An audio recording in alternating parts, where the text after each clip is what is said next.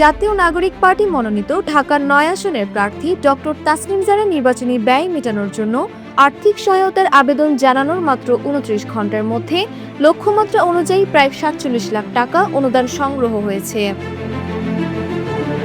বুধবার দিবাগত রাত ৩টার দিকে নিজের ভেরিফাইড ফেসবুক পেজে এক পোস্টে তিনি এ তথ্য জানায়। তাসনিম জারা বলেন, আমাদের ফান্ড রেজিং লক্ষ্যমাত্রা আপনারা মাত্র ২৯ ঘন্টায় পূরণ করে ফেলেছেন। আপনাদের এই সারা পুরনো রাজনৈতিক ধারার মূলে কাঁপিয়ে দিয়েছে। লক্ষ্যমাত্রা পূরণ হওয়ায় বর্তমানে আর কোনো অনুদান গ্রহণ করা হচ্ছে না বলেও তিনি জানান। সোমবার রাতে ফেসবুকে এক ভিডিও বার্তার মাধ্যমে তিনি জানিয়েছিলেন, নির্বাচন কমিশনের নিয়ম অনুযায়ী ঢাকা ৯ আসনে তিনি সর্বোচ্চ ৪৬,৯৩,৫৮০ টাকা ব্যয় করতে পারবেন। এই অর্থ সংগ্রহের জন্যই তিনি সাধারণ মানুষের কাছে সাহায্য চেয়েছিলেন।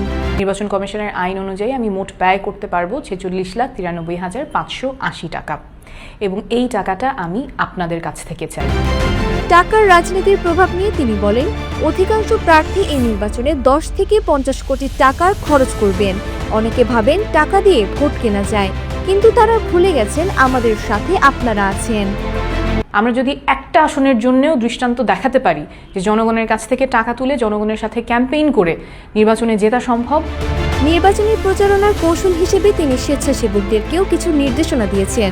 কোনো পেইড কর্মী নিয়োগ না দেওয়ার ঘোষণা দিয়ে তিনি বলেন, ঢাকা ৯ আসনে প্রায় ৫ লাখ ভোটারের কাছে পৌঁছাতে পরিচিতদের ব্যক্তিগত যোগাযোগ ও ফোন কল পোস্টার ব্যানারের চেয়েও বেশি কার্যকর।